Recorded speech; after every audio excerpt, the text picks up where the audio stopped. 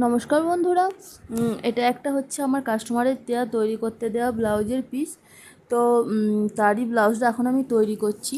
তো ওর হচ্ছে চাহিদা তেমন কিছু ছিল না, ও বলে দিয়েছিল যে আমার ব্লাউজটা একদম সাধারণের ওপর করে দেবে, আর হচ্ছে শুধু হাতেতে যেন একটু কুচি দেওয়া থাকে। তো আমি এখন সেটাই করছি। এটা হচ্ছে কুচির অংশটা আমি তৈরি করে নিচ্ছি হাতে কুচি লাগাবো বলে।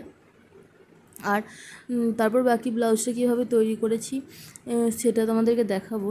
তো যাই হোক, এই সেলাই হচ্ছে আমার অনেক ছোটোর থেকে ইচ্ছা যে আমি সেলাই করব। তাই এর হাতে খড়ি আমার মায়ের হাত ধরে ওই হেম করা, হুক বসানো, হুকের ঘর করা, এগুলো সমস্ত আমি আমার মায়ের কাছ থেকেই শিখেছি। ওটার প্রতি একটা আলাদা টান ছিল। তো যাই হোক, তারপর হচ্ছে গপু মানে আমার মেয়েটা যখন ছিল ওই 5-6 মাসে, তখন থেকেই আমি সেলাইতে হচ্ছে শিখি। আর তারপরে শেখা হয়। তো সেখানে প্রায় বেশ কয়েক বছর শিখেছিলাম। তার মধ্যে হচ্ছে করোনার টাইম 2 বছর বন্ধ ছিল, এরকমভাবে হচ্ছে চলছিল আমার সেলাইটা।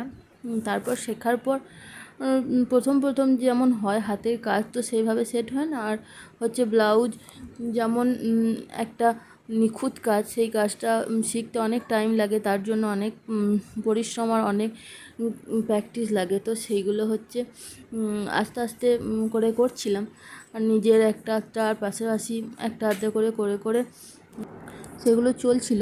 তো যতই আমার তো এখনও মনে হয় যে প্রতিটা ব্লাউজে নতুন কিছু শেখার থাকে, তাই তখন সেইভাবে অত ব্লাউজ বানাতাম না। এখন যেমন আমি প্রতিদিন একটা করে ব্লাউজ তৈরি করছি তোমাদের সবারই ভরসায়, যে তোমরা ভরসা করে দিচ্ছ তৈরি করতে। একটা ব্লাউজ ঠিকঠাক ফিটিংস না হলে সেটা একদম বাজে লাগে। তারপরে সমস্ত ডিজাইন পারফেক্ট না হলে সেগুলোও ভালো লাগে না। আর কত নতুনত্ব এখন হয়েছে, তো যেগুলো আমি এখন চেষ্টা করছি করার। এখন যে একদম পারফেক্ট সেটা আমি বলবো না, তবে আমি আমার প্রথম দিকের যে কাজগুলো করেছি তার থেকে এখন অনেকটা ভালো হয়েছে, আমি এটুকু বলতে পারি। অনেকটা ফিটিংস আনতে পেরেছি, ডিজাইনের কথা বাদই দিলাম। তো যাই হোক, সেরকম চলছে। তো তারপর কিছুদিন আমি বিভিন্ন জায়গায় শিখেছি।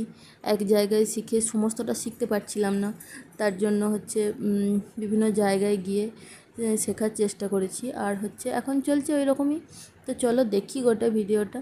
যাই হোক, এই ছিল সেলাইয়ের বৃত্তান্ত আমার। এখনও একটু করে আমার প্র্যাকটিস চলছে। আর প্রতিদিন নতুন কিছু একটা করে শিখছি, যে এখানটা এরকম করলে আরও ভালো ফিনিশিং আসবে, এখানটা এরকম করলে, এইভাবে করে হচ্ছে চলছে। তো এখানে দেখো, কথা বলতে বলতে আমার কুচিটা লাগানো হয়ে গেল সমস্তটা। এরপর ব্লাউজটা আমি সেট করে নেবো। এই যে হয়ে গেছে আমার ব্লাউজটা একদম সেট করা। যেহেতু এটা ছিল একদম সিম্পলের ওপর, শুদ্ধ একটু হাতে কুঁচি ছিল, একটা হ্যান্ডলুম শাড়ি ছিল। তো শাড়ির সাথে ম্যাচিং ব্লাউজ পিস, আর হচ্ছে প্লেন ব্লাউজ। তো কেমন হয়েছে অবশ্যই তোমরা কমেন্টে জানিও। আশা করছি ভবিষ্যতে আরও ভালো ভালো ডিজাইন, ভালো ভালো ব্লাউজ তৈরি করতে পারবো। তো চলো, টাটা।